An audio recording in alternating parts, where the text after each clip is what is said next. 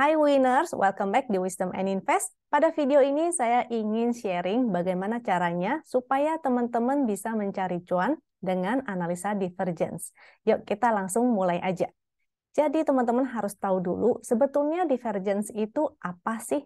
Kalau convergence itu artinya bergerak searah, jadi harga dan indikator pergerakannya searah atau sama. Dan divergence itu artinya berlawanan arah, jadi pergerakan harga dan pergerakan indikator itu nggak sama. Nah, fungsi analisa divergence itu tujuannya untuk kita identifikasi potensi reversal atau perubahan tren ya. Jadi misalnya dari downtrend menjadi uptrend ataupun menjadi sideways dan dari uptrend menjadi sideways ataupun downtrend.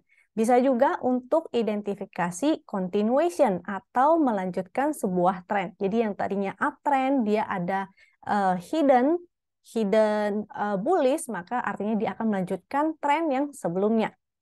Nah, divergence itu sebetulnya terdiri dari 4 ya, yaitu bullish divergence.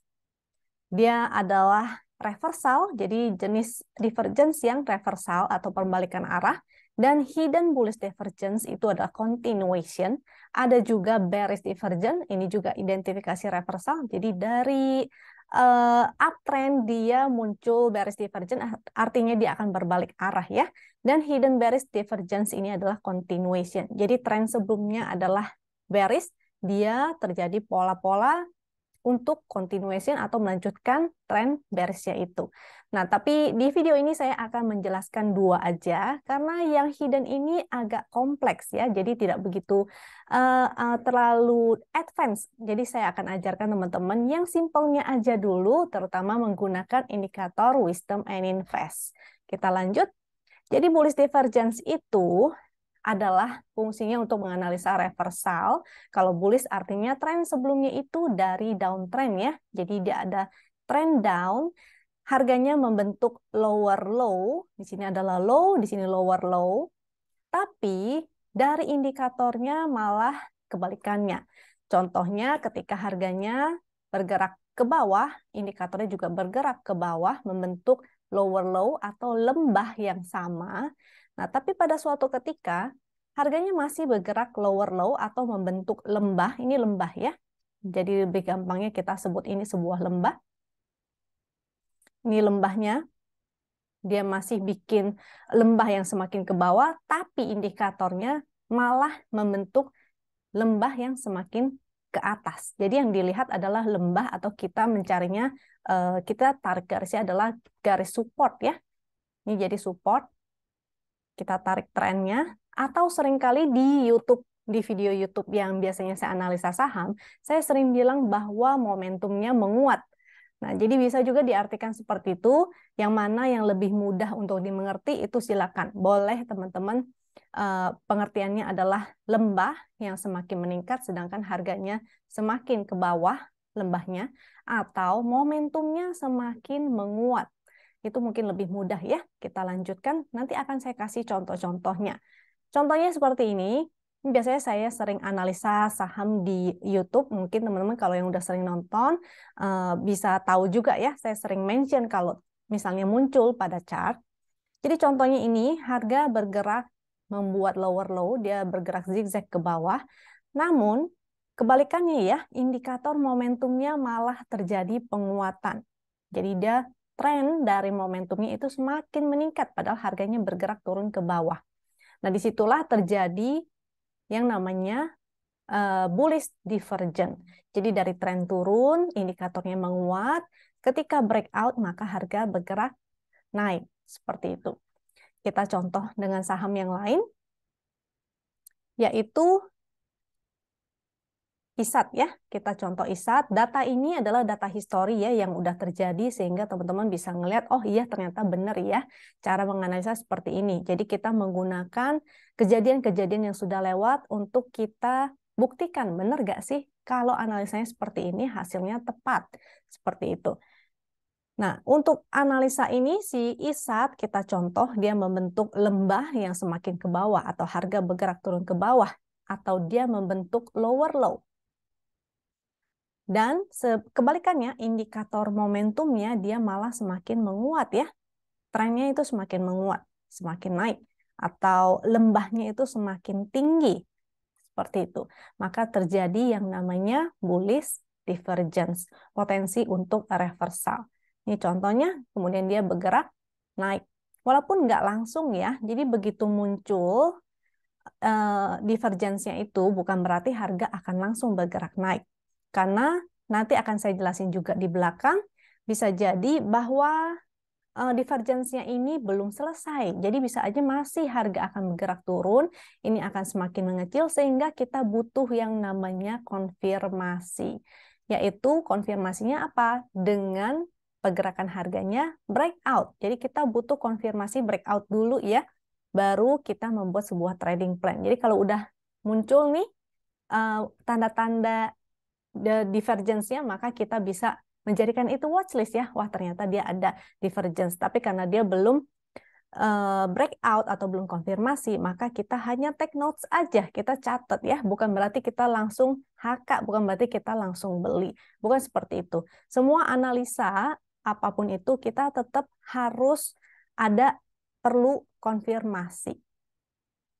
Jadi kayak yang kemarin di salah satu video juga saya ada jelasin tentang frekuensi analyzer. Itu juga perlu yang namanya konfirmasi. Jadi semua analisa itu perlu konfirmasi. Ini salah satu contoh lainnya yaitu pada saham SMDR. Dia terbentuk lembah yang semakin ke bawah. Dan sedangkan momentumnya malah terjadi tren yang semakin meningkat ya. Trennya meningkat. Sehingga itu terjadi divergent. Ketika breakout maka menjadi konfirmasi harganya bergerak naik. Di sini dia berbalik arah karena dia kena resisten atau MA200, malah akhirnya dia berbalik arah. Nah, kita ambil contoh lain supaya semakin teman-teman bisa mengenali ya bagaimana sih ciri-ciri divergence itu. Ini contoh lain pada UNTR, harganya bergerak ke bawah atau dia membentuk lembah, harganya semakin turun, sedangkan indikatornya semakin menguat. Yang di sebelah sini juga, ini harganya bergerak menyamping ya, nggak kemana-mana, dia bergerak ini ke samping, tapi indikatornya semakin menguat juga. Atau kita bisa tarik seperti ini.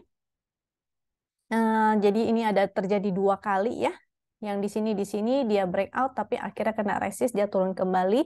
Tapi di sini ternyata indikatornya semakin menguat.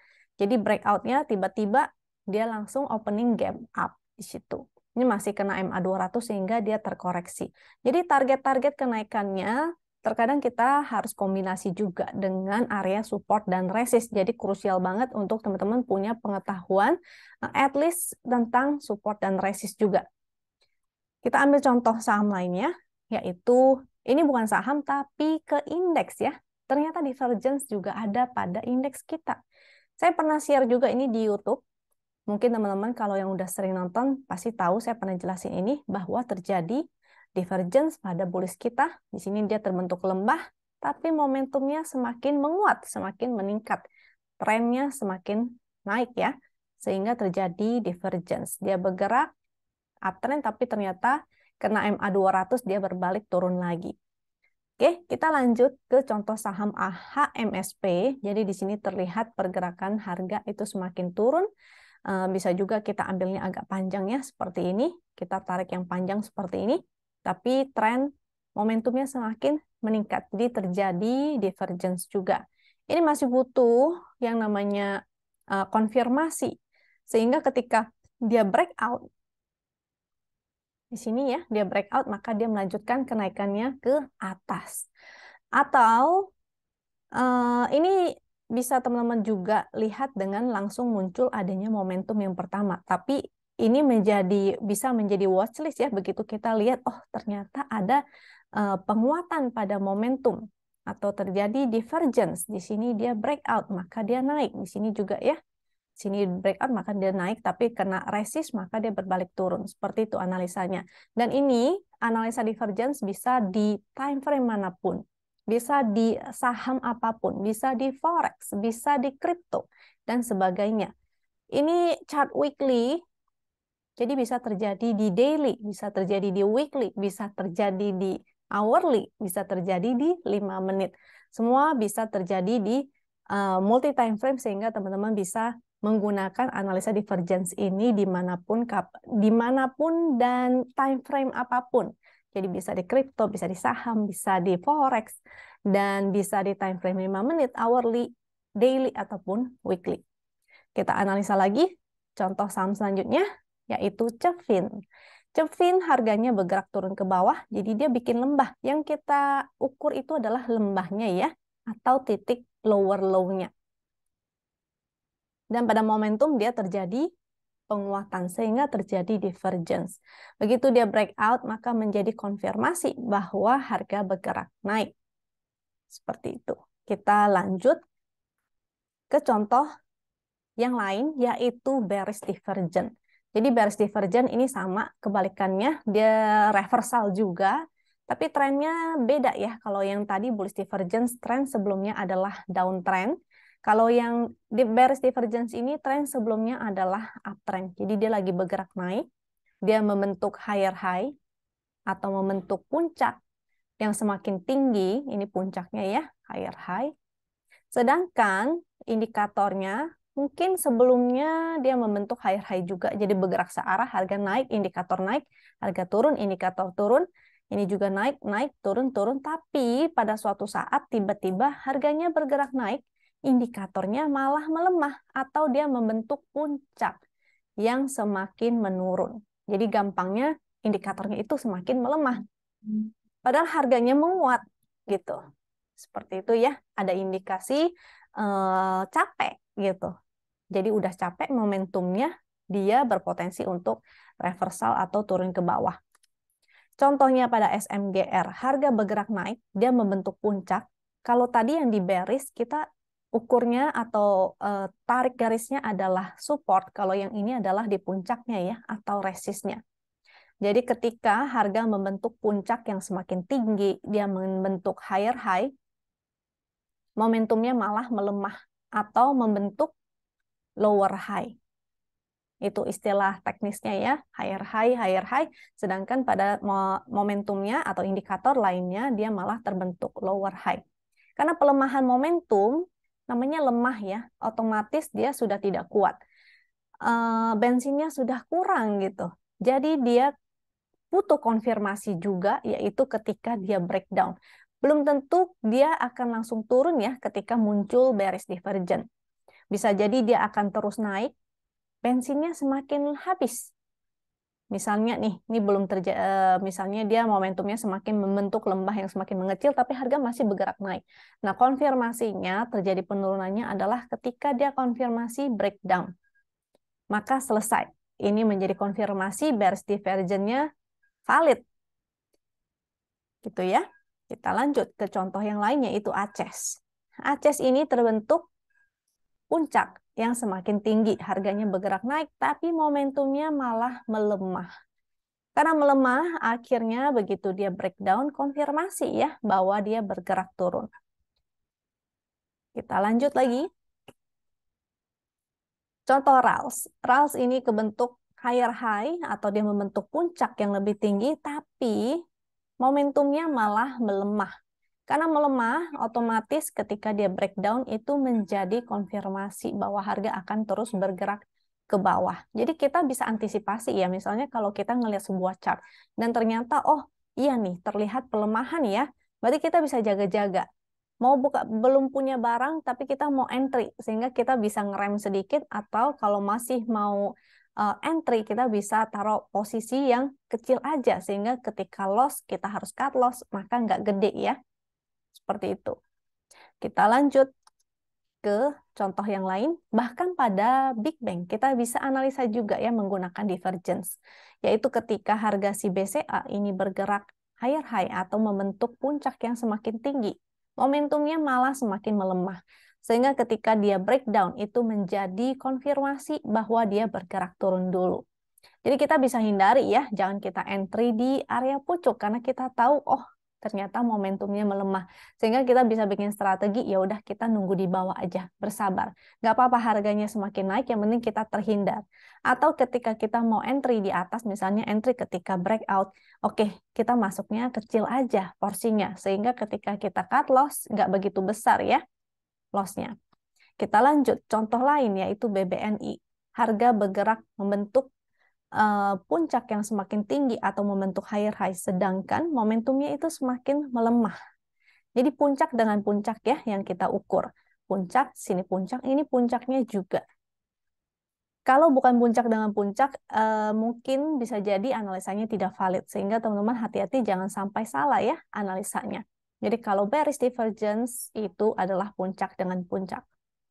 Kita lanjut di MAPA. MAPA juga terbentuk higher high atau puncak yang semakin tinggi, sedangkan momentumnya malah melemah trennya. Jadi trennya melemah sehingga mengindikasikan bahwa naiknya ini udah bensinnya agak kurang nih ya. Sehingga kita bisa berhati-hati dengan mengatur strategi-strategi. Kita lanjut ke AKRA. Contoh AKRA ini membentuk juga harga yang semakin meningkat, tetapi momentumnya malah melemah.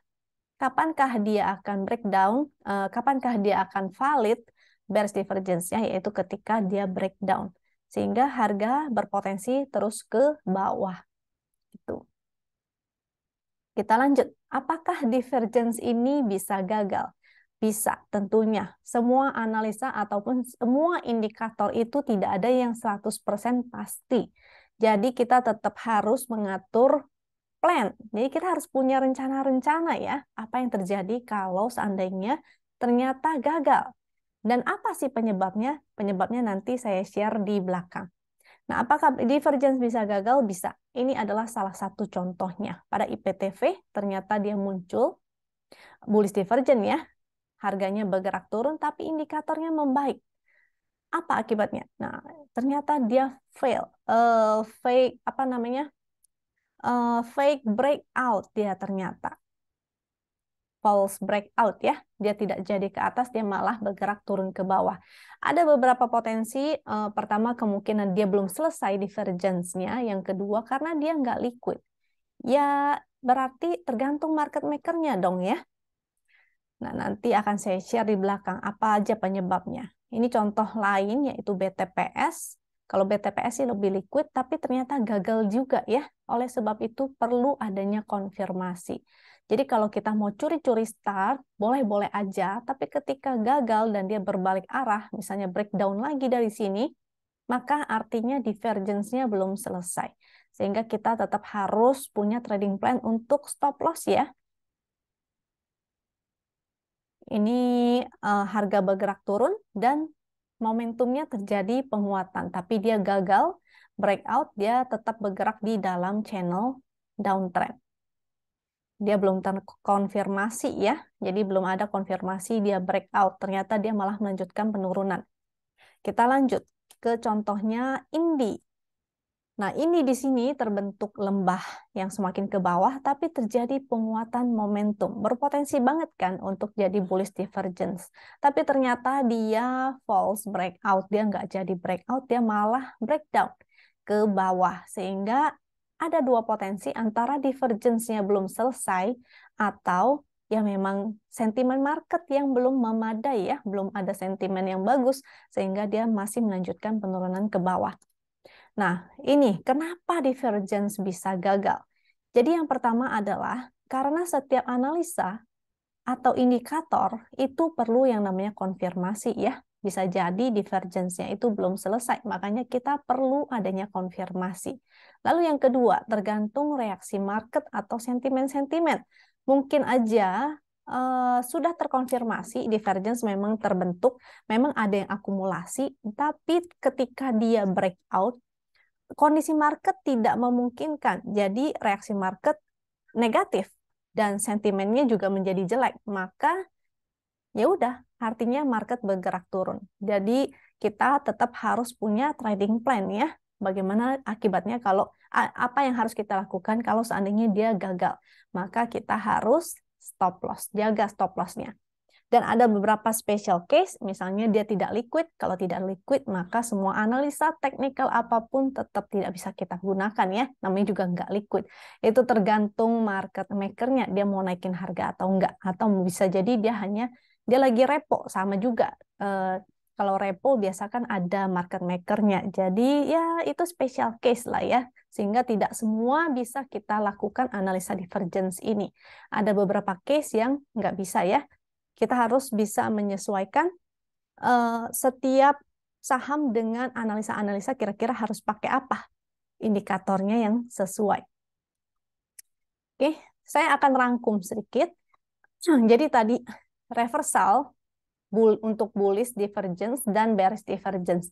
Ini adalah indikator mengidentifikasi reversal pada sebuah tren. Jadi kalau pada bullish kita tarik supportnya, dia membentuk lembah yang semakin ke bawah, jadi harga semakin turun, tapi indikatornya semakin menguat. Kalau si bearish, kita tarik pada resistnya ya, atau pada puncaknya semakin tinggi, harga bergerak semakin naik, tapi indikatornya malah melemah, dia membentuk puncak yang lebih rendah, sehingga terjadi bearish divergence. Dan ingat, harus ada konfirmasi. Ya, thank you for watching. Semoga bermanfaat. Gimana analisanya? Mudah kan ya? Indikator Wisdom and Invest, analisa cepat tanpa ribet. Jangan lupa untuk subscribe, share, like, dan komen di bawah. Thank you. Bye.